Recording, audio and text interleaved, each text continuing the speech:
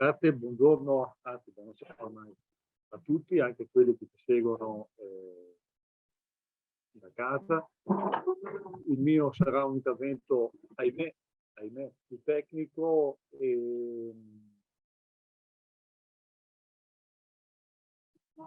che cercherà di dare più degli spunti, perché trattare un tema così ampio come potrebbe essere la difesa fitosanitaria, che è un input, diciamo, ritenuto impattante sui paesaggi, sui territori, e quindi farò soltanto dei cenni, ringraziando i relatori che mi hanno preceduto, perché mi trovo assolutamente d'accordo con le analisi del professor Tempesta, e ringrazio invece la professoressa Ferrario perché mi ha riportato indietro da quel 65 anno della mia nascita, tra l'altro, e mi ha fatto rivivere, perché ho vissuto tutte queste trasformazioni anche nella mia famiglia. Io mi occupo da 30 anni di difesa fitosanitaria della vite, e con uno specifico obiettivo nella riduzione di quello che è l'impatto e gli effetti collaterali che possono avere questi input esterni, ma preferisco forse preferisco presentarmi più come un viticoltore, perché io ho iniziato a potare le vite che avevo 6 anni, da quando mio nonno mi diede una smaroccata dietro al coppino perché sbagliai un taglio di potatura. Ecco. E mi ritengo anche un ambasciatore di questa terra, perché io vivo qui, ho sempre vissuto qui, e porto in giro per il mondo questi territori che sono assolutamente straordinari. E ricordo che Monteforte del Tone, che è il comune qui a fianco, è il comune più densamente abitato d'Europa. Bene, noi abbiamo parlato di paesaggi storici, l'area del Soave, che è abbastanza recente, no? Abbiamo sentito il Novecento di fatto, ed è quello che è, perché quei vigneti sono delle unità produttive e saranno così intanto che ci sarà una redditualità. Nel momento in cui non ci sarà più una redditualità, succederà quello che è successo in altre zone del mondo, dove ci sarà la fuga dalle colline, e quindi la vite lascerà il posto alla vegetazione spontanea, che prenderà il sopravvento. Bene, se noi vogliamo mantenere questi territori, le piante sono piante coltivate che hanno bisogno di cure. Non possiamo pensare che queste viti possano stare lì e non essere curate da malattie che sono qui ormai da più di 100 anni, ma ahimè da malattie che anche arriveranno. Cioè, non dimentichiamo che con questi scambi commerciali che ci sono, arrivano in Italia mediamente 2-3 parassiti nuovi ogni anno, che possono avere impatti decisamente importanti. Ne vedremo uno in particolare. Quindi, andando un attimino nello specifico, sì, eccola qua. Bene. Allora, velocemente, la viticoltura, quando si parla di viticoltura e di malattie associate alla viticoltura, non si può parlare di peronospora. Cioè, tutti conoscono la peronospora, anche se non sono agricoltori, no? E questo fungo, ma non è neanche un fungo, se proprio volessimo fare no, i descrittori, che ci assilla da più di 100 anni. No? Perché allora io la ripropongo? Allora, guardate questa foto che è emblematica. Cosa dice questa foto? Traccio una linea, che è la linea, praticamente, di condizioni per questo fungo. E cosa vediamo? Noi vediamo in alto dei vigneti verdi, rigogliosi, e in basso, in pianura, che era la terra del mais, delle bietole, no? Vediamo questi vigneti che hanno una vegetazione più tendente al marroncino sulle foglie di nuova gettata, che si chiamano femminelle, no? Cosa succede? Succede che ad agosto, un po' perché non riusciamo a bucare quel muro di foglie da sotto con le macchine che stanno per fare i trattamenti, e un po' perché lì ci sono le condizioni ideali, la peronospora si fa vedere e non si fa vedere 20 metri più su. Ecco, questo è già un indice che la viticoltura dovrebbe essere di là. Ma è anche di qua, e forse magari è più conveniente farlo di qua che non farlo di là. Su questo potremmo spendere ore e ore e ore di discussioni, ma è un argomento che dobbiamo prendere veramente a cuore, perché se vogliamo mantenere quelle aree produttive bisogna dare il reddito che si meritano. Vado molto veloce per dire cosa. Possiamo ridurre gli input chimici contro questa malattia? Certo che possiamo. Già il fatto che questi vigneti di collina sono meno soggetti, già di fatto possiamo già ridurre l'impatto, ma lo possiamo fare tanto più adesso che ci viene in aiuto la tecnologia. La tecnologia, che vuol dire centraline spazio del territorio, che danno informazioni in tempo reale, collegate con le previsioni media, 5 minuti prima del telegiornale, accendere la TV e seguire l'indicazione del comando Bernacca. Adesso basta avere uno smartphone, essere collegati con un 3D meteo piuttosto che altre, e avere le indicazioni. Su questi dati poi noi possiamo utilizzare i DSS collegati, che non sono altro che dei software che elaborano tutti i dati, fanno quello che faremmo anche noi in maniera molto molto più veloce, e quindi in tempo reale abbiamo dei suggerimenti che devono essere mediati ovviamente dall'esperienza dell'agronomo, perché non dobbiamo pensare che la tecnologia sostituisca in toto l'uomo. Io dico sempre ai ragazzi che lavorano con me: dovete imparare a usare le gambe e a usare gli occhi. Le gambe per camminare e pestare la terra, gli occhi per osservare.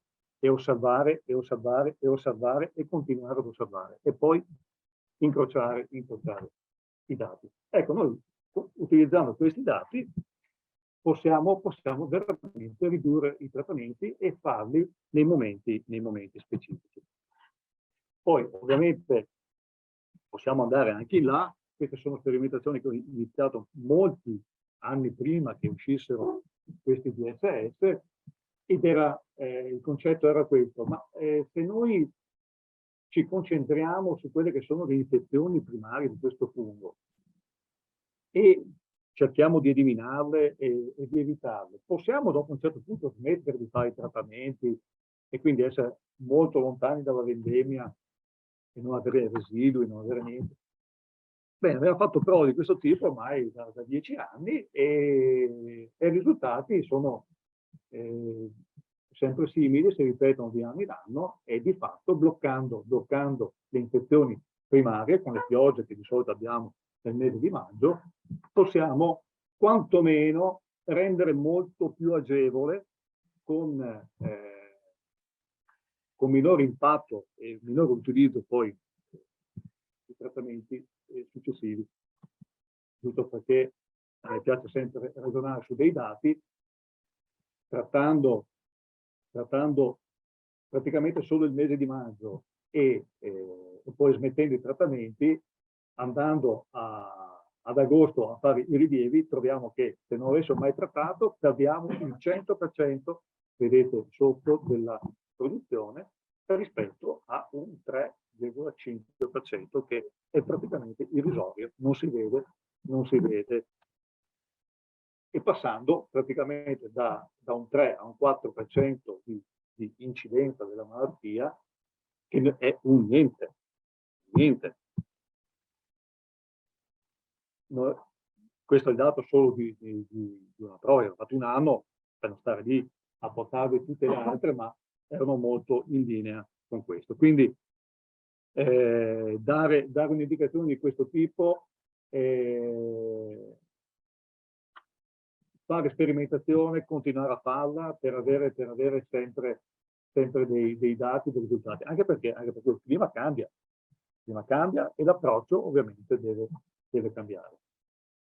Sta cambiando anche l'impiego di certe molecole, ma da qui a sperare che utilizzeremo in futuro solamente molecole di origine vegetale, siamo ancora lontani.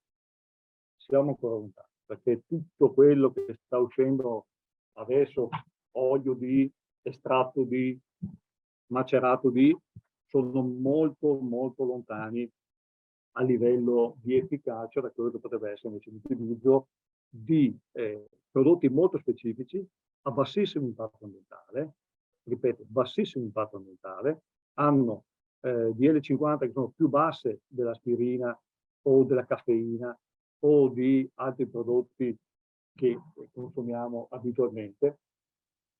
Non cito neanche il botulino, perché quello penso sia la molecola più tossica in assoluto. E saltiamo in collina, se il peronosporo non è un problema, lo è invece l'origine della vite. E lo è tanto più se noi andiamo a mettere in un ambiente dove malattie di questo tipo trovano le loro migliori condizioni, se in questi ambienti noi andiamo a mettere dei vitigni molto sensibili che magari non sono neanche originari di questo posto. E Soave è una cosa molto particolare perché in questo è la sua forza ma anche la sua problematicità. C'è una monovarietà. Il Soave è monovarietale. E vedrete nelle slide successive che questo non è una cosa positiva. Non abbiamo quella biodiversità che hanno invece tante altre aree. Penso al Friuli di qualche anno fa, perché anche adesso ormai il Friuli si sta omologando al Prosecco e al Pinot Grigio, però di fatto noi qui abbiamo 10.000 ettari di monovarietà.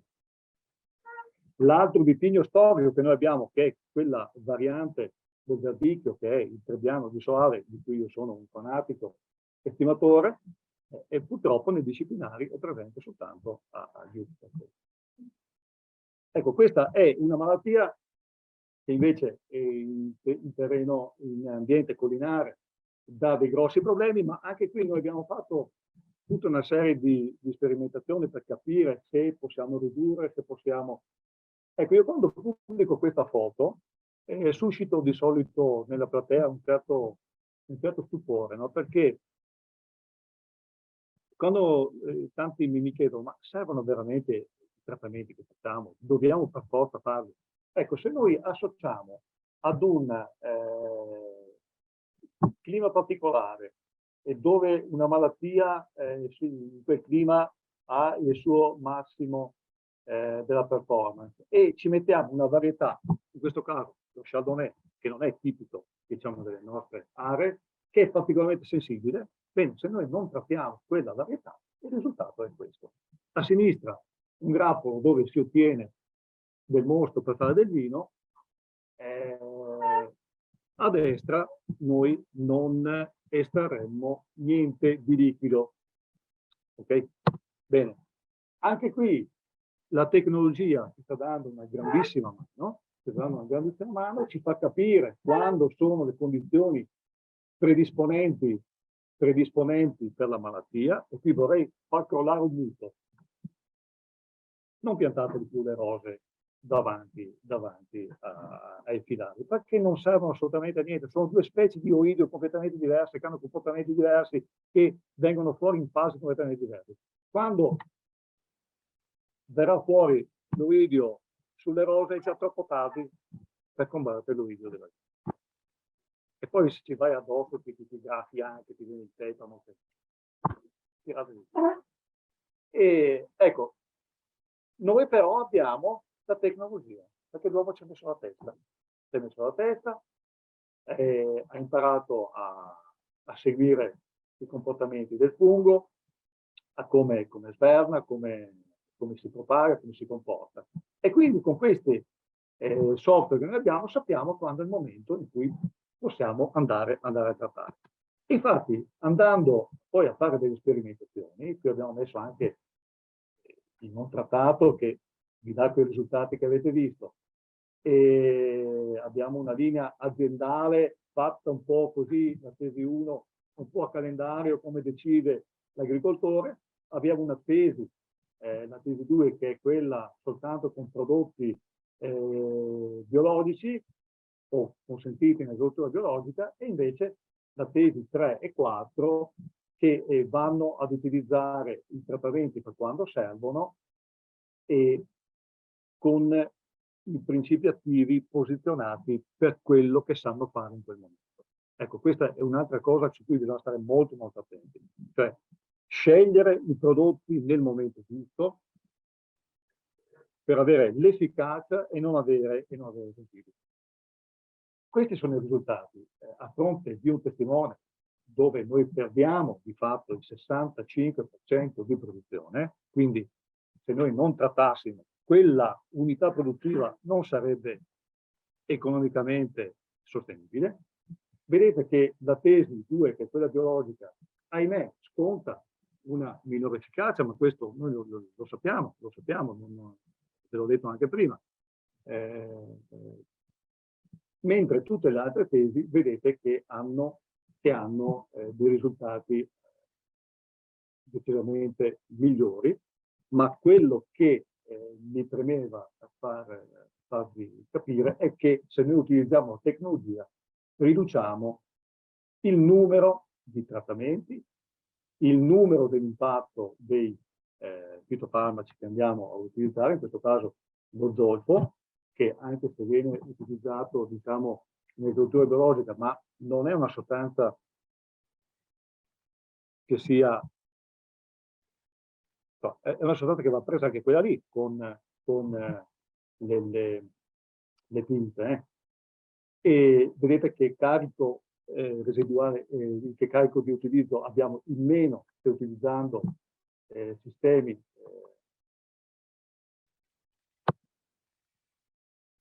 di monitoraggio, ma soprattutto vedete anche il carico residuale che è assolutamente assente. E se è assente sull'uva che portiamo in cantina, è assente anche sul territorio. Ecco, quindi voi capite quanto sia importante la conoscenza, la scienza. So che adesso non va più di moda, no? Perché adesso basta scrivere qualcosa su Facebook o su Instagram, si diventa virologi, medici, addirittura poeti e anche scrittori, no? Però dobbiamo veramente riprendere in mano l'ABC dell'agronomia e l'ABC della scienza, perché se no non andiamo avanti in sistemi complessi come l'ambiente agrario. Chiudo invece parlando di una cosa che potrebbe, di una malattia che potrebbe cambiare gli scenari. Beh, se io vi dicessi che in 8-10 anni potrebbe sparire Soave,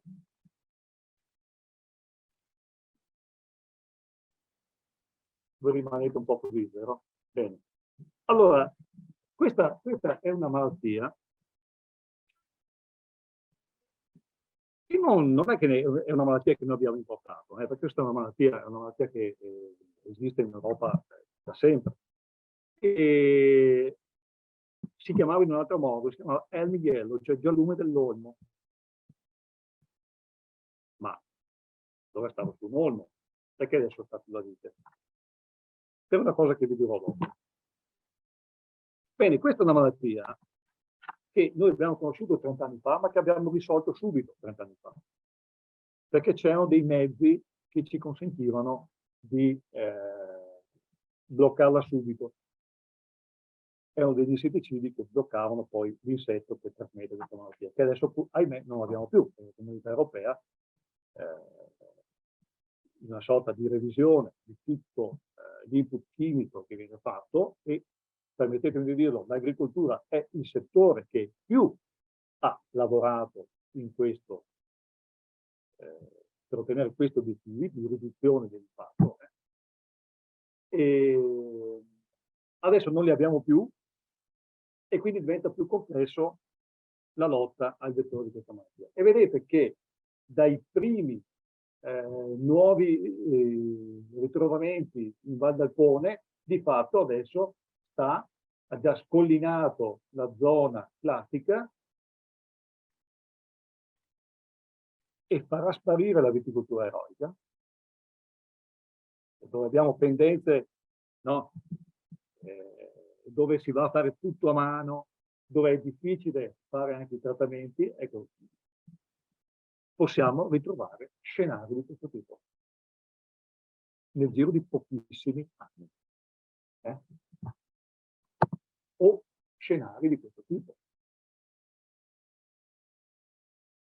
Ecco, allora voi capite che malattie di questo tipo, non so se avete mai sentito parlare sicuramente della xylella sull'olivo e di come ha cambiato il panorama del Salento. Bene. Io non oso pensare quando arriverà la variante che attacca la vite di questa malattia, perché lì veramente, se noi ci preoccupiamo di questo che andiamo sul velluto rispetto a quella malattia di cui io sono veramente terrorizzato se arriverà. E basterà che cambi il clima di un attimo, che si alzi la temperatura per cui questi batteri possano sopravvivere. Perché succede questo?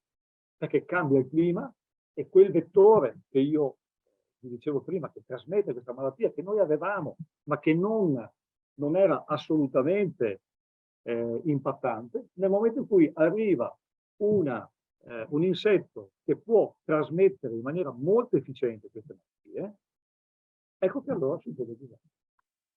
Ma non solo, ma rispetto a 30 anni fa, questo insetto ha modificato anche il suo comportamento.